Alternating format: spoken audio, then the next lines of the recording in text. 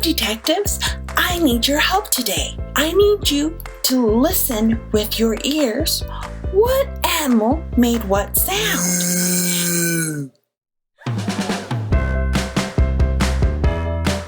Can you point to your ears for me? Fantastic work. We've got 2 ears, one on each side of our face, and they help us with listening. Because we are able to listen, we can say different words, and we can also sing songs and talk to people.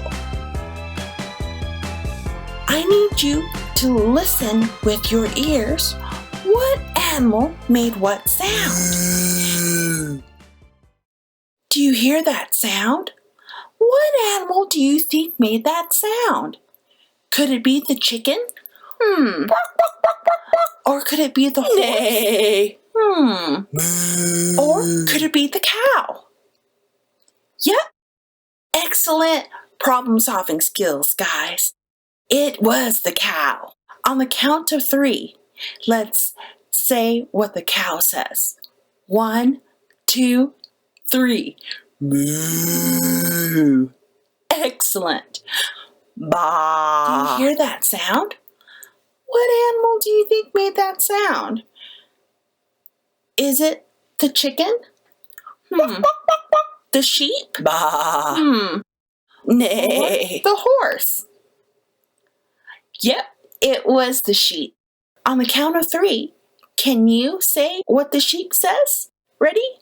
1, 2, 3. Bah. Excellent job, detectives. Because ears are so important, we need to protect our ears.